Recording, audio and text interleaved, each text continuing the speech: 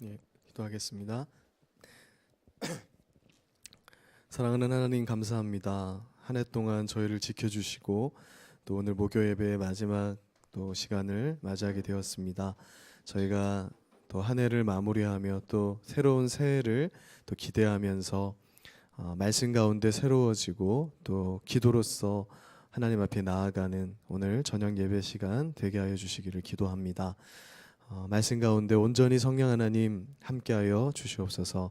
예수님의 이름으로 기도드립니다. 아멘. 예.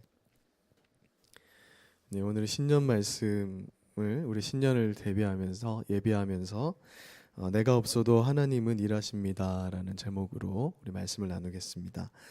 창세기 22장 9절에서 14절까지 한번 한 목소리로 한번 봉독하겠습니다. 시작. 하나님이 그에게 일러주신 곳에 이른지라 이에 아브라함이 그곳에 제단을 쌓고 나무를 벌려놓고 그의 아들 이삭을 결박하여 제단 나무 위에 놓고 손을 내밀어 칼을 잡고 그 아들을 잡으려 하니 여호와의 사자가 하늘에서부터 그를 불러 이르시되 아브라함아 아브라함아 하시는지라 아브라함이 이르되 내가 여기 있나이다 하매 사자가 이르시되 그에게 내 손을 대지 말라 그에게 아무 일도 하지 말라. 내가 내 아들 내 독자까지도 내게 아끼지 아니하였으니 내가 이제야 내가 하나님을 경외하는 줄을 아노라.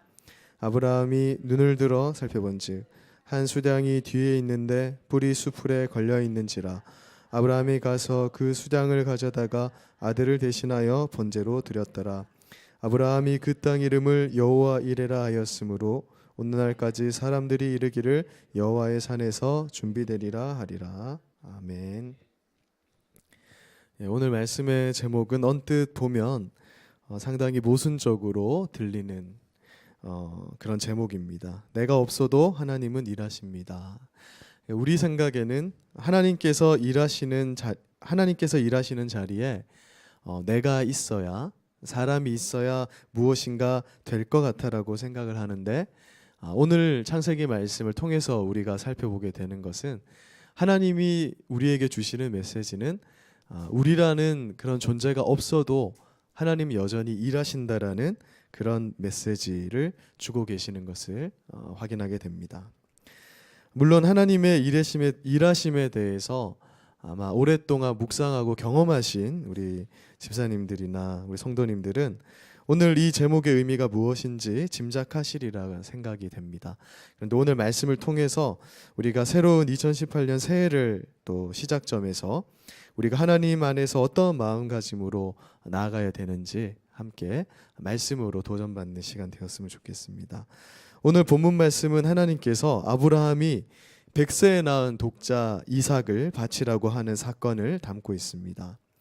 자기 아들을, 그것도 100세에 얻은 귀한 아들을 자기 손으로 죽여서 하나님께 바치라고 하는 것을 사실 생각해 보면 이건 정말 무시무시한 사건이라 할 수 있죠. 우리가 그냥 성경을 읽을 때 그냥 동화처럼 넘길 수 있지만 우리가 정말 이 일의 주인공이라면 정말 무시무시한 내용이 될 수밖에 없을 것입니다. 하나님께서 어떤 의도로 또 어떤 계획을 가지고 계셨기에 아브라함에게 자기 아들을 자기 손으로 죽이라는 그런 명령을 내리셨을까 생각을 해보게 됩니다. 그런데 오늘 본문 말씀에서 하나님만큼이나 우리 사람의 머리로 이해하기 힘든 인물이 바로 아브라함입니다. 우리라면 일반적인 사람이라면 분명 고민하고 굉장히 심적으로 고통하고 그렇게 일을 결정할 텐데 적어도 오늘 창세기 본문 말씀만 놓고 보자면 아브라함은 100세에 얻은 귀한 아들을 바치는 일에 있어서 고민한 흔적이나 갈등한 흔적이 보이지 않는다는 거죠. 그는 마치 기계처럼, 그러니까 우리가 자판기에 동전을 넣으면 음료수가 나오는 것처럼 하나님이 명령했을 때 그냥 기계처럼 그 명령에 순종하고 있는 아브라함의 모습을 보게 됩니다. 그래서 아브라함의 모습을 통해서 우리는 도전도 받고 또 그 믿음이 위대하다라는 것을 확인하게 되는 것이죠. 아브라함이 가진 믿음은 도대체 어떤 믿음이었을까? 이를 알기 위해서 함께 로마서 4장 13절을 보겠습니다. 우리 13절 말씀 같이 한번 읽어보겠습니다. 시작. 아브라함이나 그 후손에게 세상의 상속자가 되리라고 하신 언약은 율법으로 말미암은 것이 아니요 오직 믿음의 의로 말미암은 것이니라. 로마서 4장은 바울 사도가 아브라함의 믿음을 소개합니다. 그러면서 우리가 하나님 앞에 의로워지는 것은 하나님의 은혜로 되는 것임을 아브라함의 사건을 통해서 소개를 하는데요. 오늘 13절에 보면 아브라함의 그 믿음은 율법으로 말미암은 것이 아니다 이렇게 설명하고 있습니다. 그러니까 아브라함의 믿음이 율법으로 말미암은 것은 아니다라는 이 말의 의미가 무엇이냐면 아브라함이 가진 믿음은 하나님께서 홀로 행하시는 은혜의 결과라는 것을 말하고 있는 것입니다. 그러니까 아브라함 자신이 후손을 통해서 예수 그리스도가 나게 될 것이고, 그러니까 아브라함의 후손으로 하나님께서 어떤 놀라운 일을 행하시게 될 터인데, 그 일에 있어서 하나님이 아브라함 믿음을 사용하시잖아요. 그런데 아브라함이 가진 그 믿음은 아브라함의 자격이나 조건이 한 푼도 들어가 있지 않다라는 것을 바울 사도가 말하고 있는 것입니다. 그러니까 바울 사도는 믿음이라는 것은 하나님이 홀로 행하시는 일의 결과다라고 그렇게 말하고 있는 것입니다. 우리가 생각할 때 아브라함의 믿음은 아브라함으로부터 비롯된 일의 결과라고 이렇게 생각하기 쉽습니다. 그러니까 우리는 항상 아브라함의 믿음의 위대성에 초점을 맞추게 되는 거죠. 아브라함이 가진 그 믿음은 아브라함이 그런 자격과 조건을 가졌기 때문에 생겼다 이렇게 생각하기 쉽다라는 것입니다. 그래서 아브라함과 같은 위대한 믿음은 나와는 상당히 거리가 먼 것이다라고 생각하게 됩니다. 아마 우리가 아브라함의 스토리를 창세기를 통해서 접하면 접할수록 이것은 나와는 상관없는 삶이고 믿음이다 이렇게 생각하게 된다라는 것이죠.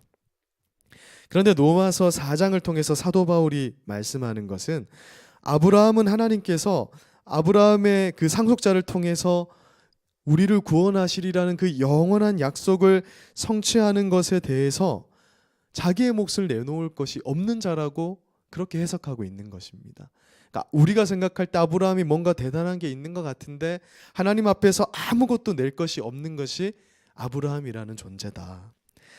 그렇게 말씀하고 있는 거죠. 아브라함은 본토 친척 아버지의 집을 떠나라는 그 하나님의 명령에 아무 조건 없이 부름을 받았습니다. 그러니까 우리 눈으로 볼 때에는 아브라함이 믿음을 가지고 순종하여서 나아간 것이다. 그냥 창세기를 읽으면 그런 것인데 오늘 로마서를 함께 보게 된다면 하나님이 아무 조건 없이 아브라함을 부른 사건으로 사도 바울은 해석을 하고 있다는 것이에요. 그래서 하나님이 그를 부르시고 하나님이 아무 조건 없이 그를 약속의 땅으로 끌고 간 것이지 아브라함이 아무 조건 없이 하나님을 따라 나선 것이 아니라 그 반대로 생각해야 된다라고 바울 사도가 로마서 4장을 통해서 우리에게 말씀하고 있는 것입니다. 그러니까 아브라함의 순종이 하나님의 일하심에서 비롯되었다라는 것을 확인하게 되는 것이죠.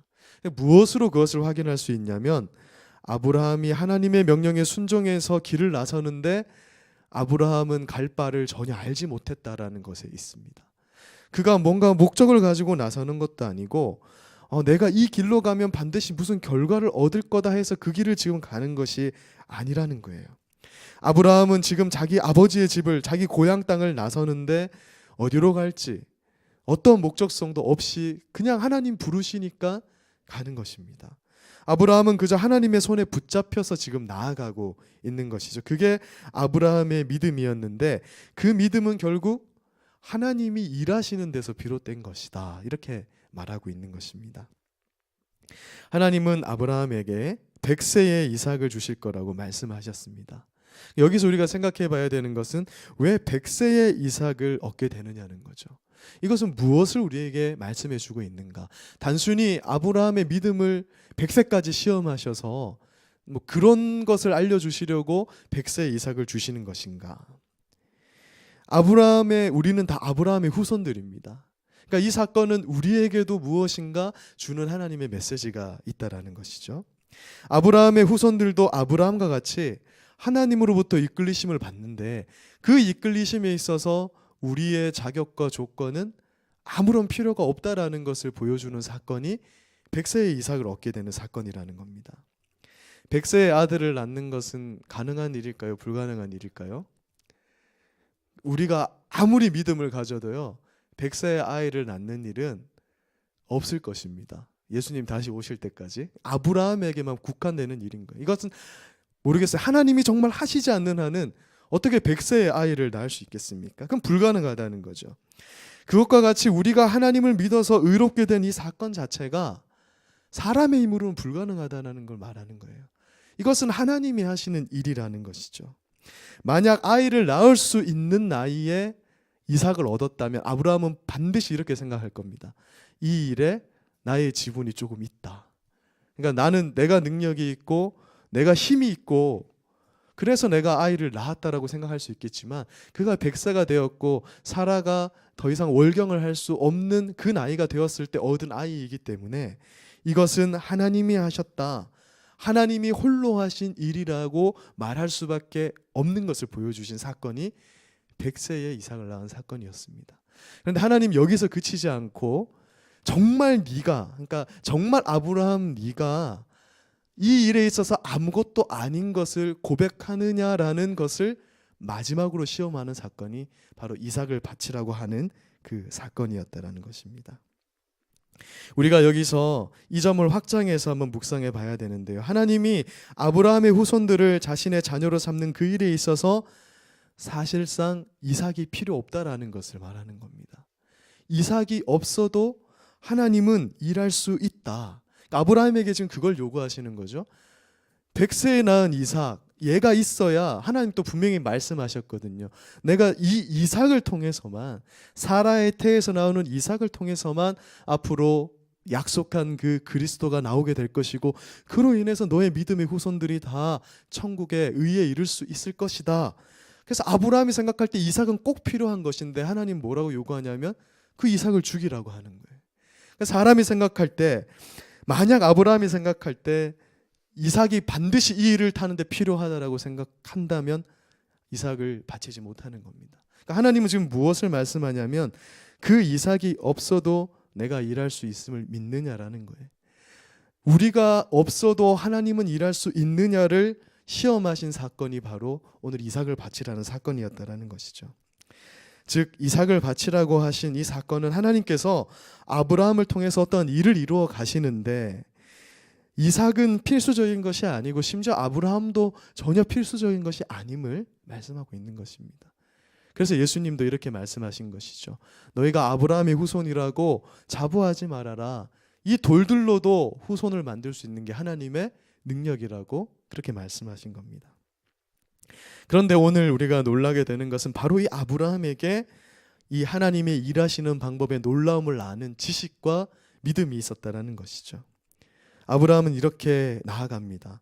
아멘 하나님, 이삭은 그저 보이는 증거일 뿐입니다. 그러니까 하나님께서 일하시는데 이삭은 없어도 됩니다. 그러므로 행여 이삭이 죽더라도 하나님의 약속은 절대 깨질 수 없습니다. 그러니까 그런 믿음 가운데 지체 없이 이삭을 향해서 칼을 들 수 있었던 거예요. 이삭이 죽는 한이 있어도 하나님 반드시 이삭을 다시 살려서라도 하나님은 일하시는 분이라는 믿음이 그에게 있었다라는 것이죠. 우리는 늘 이 아브라함의 믿음을 가지고 싶어 하죠. 그러니까 마음으로는 다 이 아브라함의 믿음을 소유하고 싶어 합니다. 그런데 그 믿음은 아브라함이 애쓰고 힘써서 획득하게 되는 그런 종류의 것이 아니다라는 것을 하나님이 오늘 우리에게 말씀하는 거예요.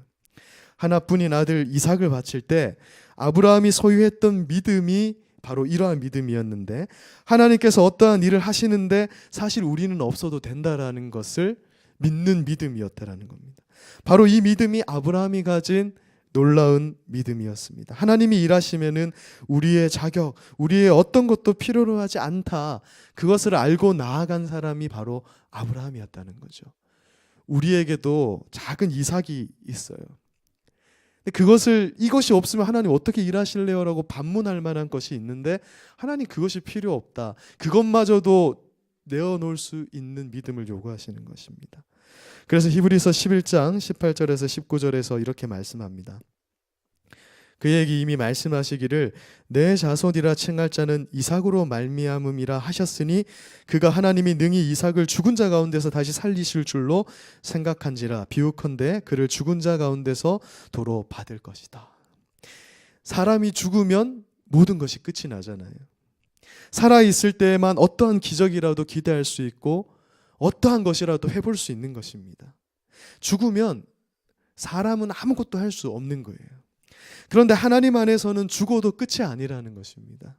하나님 안에서는 전혀 그렇지 않은데 이삭은 죽어도 되는 거예요. 왜냐하면 하나님은 죽음으로서도 일할 수 있는 분이기 때문에 그렇습니다. 그러니까 아브라함은 그러한 믿음이 있었고 히브리서 기자도 지금 무엇을 말하냐면 이삭은 없어도 된다라는 것을 말하고 있습니다. 죽어도 하나님은 일할 수 있는 분, 그것을 믿는 것이 참 믿음이라는 거죠. 그러니까 우리가 죽어도 하나님의 일하심은 종료되지 않는다라는 그 믿음을 오늘 사건을 통해서 알려주고 있는 것입니다. 바로 여기에 아브라함이 가진 그 믿음의 위대함이 있어요. 우리가 아브라함을 믿음의 조상이라 그러는데 우리가 가져야 되는 믿음이 바로 저것이라는 겁니다.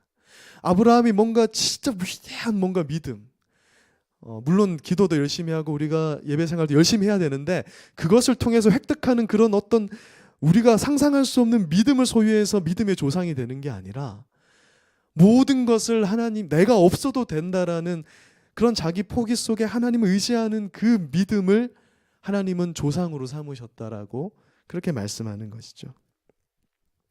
그래서 로마서 8장 28절은 우리가 알거니와 하나님을 사랑하는 자 곧 그의 뜻대로 부르심을 입은 자들에게는 모든 것이 합력하여 선을 이루느니라 이렇게 말씀하고 있는 것입니다.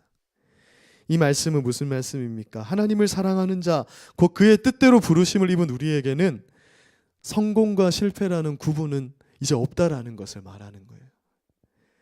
여러분 잘 생각해 보십시오. 성공이라는 것이 우리를 어디로 끌고 가는가? 사실 그것은 알 수 없는 것입니다. 전도서를 보면 전도서의 메시지가 그거거든요. 우리의 인생은 운에 달려 있다라는 겁니다.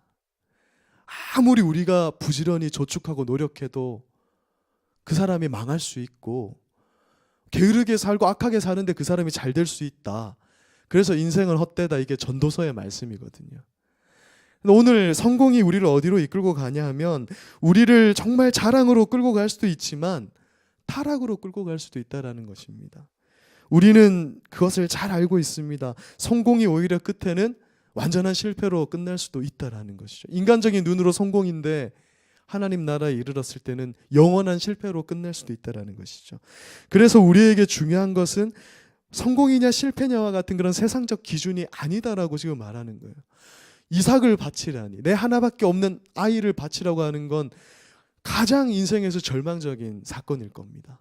그런데 우리에게 중요한 것은 뭐냐 하면 지금 이 상황에 하나님이 무엇을 하고 있느냐가 중요하다는 거예요.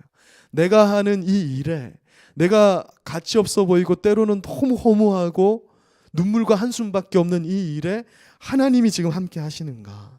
내가 지금 이 상황에서도 하나님을 기대하고 있고 하나님께 붙어 있느냐가 중요한 것이다.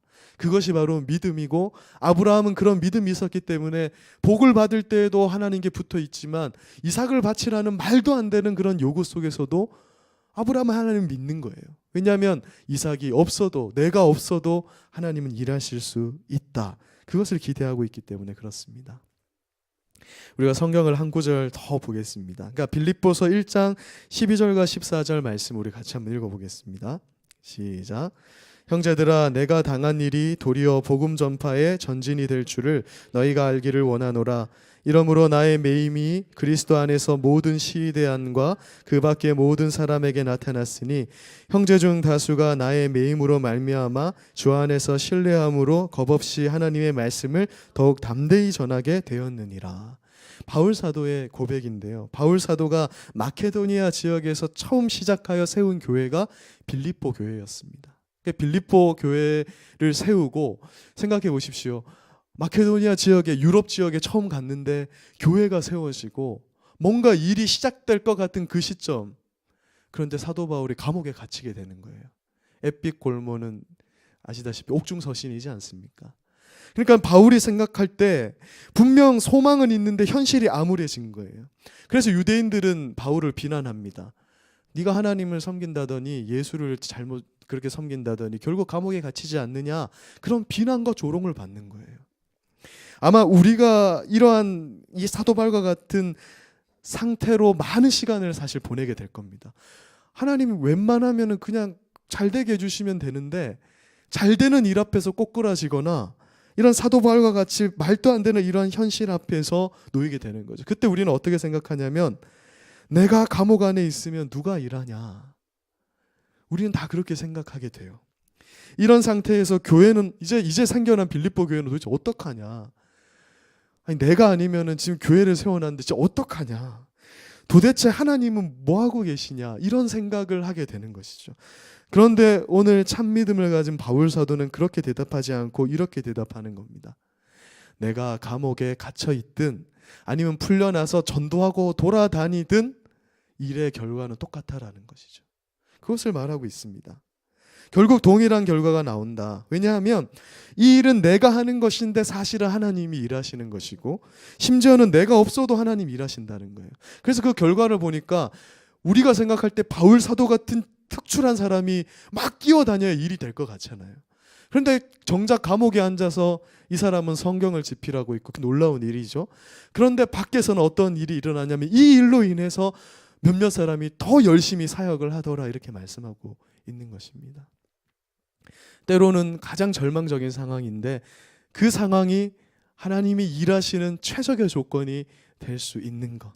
이삭을 바치라는 사건, 우리가 인간적으로 생각할 때는 다 끝난 것 같고 무너진 것 같은 일인데 하나님은 그것을 통해서 더 놀라운 일을 행하시고 계신다라는 것을 오늘 성경이 말씀하고 있습니다. 그래서 바울이 빌립보서 1장 20절과 21절에서 이러한 유명한 고백을 하게 되는 거예요. 이 고백을 왜 하게 됐는지 배경이 중요한 거죠.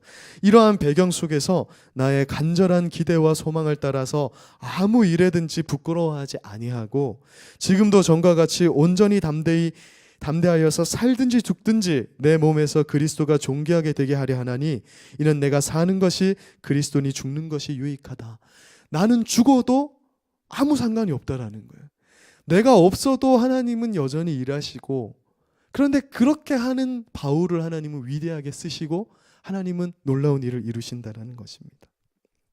여기서 굉장히 아주 묵상하면서 굉장히 특이한 표현이 나와요. 아무 일에든지 부끄러워하지 말라. 제가 오늘 이렇게 말씀을 전하는 것도 굉장히 부끄러운 일이거든요.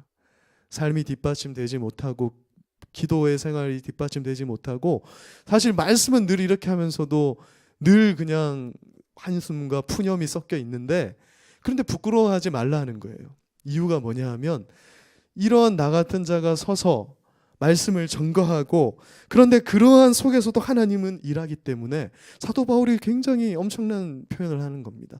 부끄러워하지 말고 해라. 왜냐하면 네가 없어도 하나님 일하시고 심지어 네가 죽어도 일하시니까 부끄러워하지 말고 소망을 따라서 그 간절한 기대를 가지고 일을 하면 너는 죽어도 하나님은 일하시고 그 일을 통해서 놀라운 일이 일어나게 된다. 바울 사도가 바로 내가 살든지 죽든지 결국 하나님이 일하실 것을 알고 지금 이것을 우리에게 말씀하고 있는 것입니다. 말씀을 마무리하겠습니다. 사랑하는 여러분, 바로 이것이 하나님께서 우리에게 요구하는 참 믿음의 특성입니다. 우리의 믿음의 조상 아브라함이 가졌던 바로 근원적인 믿음이 바로 이러한 믿음이라는 것이죠. 나는 없는 존재입니다.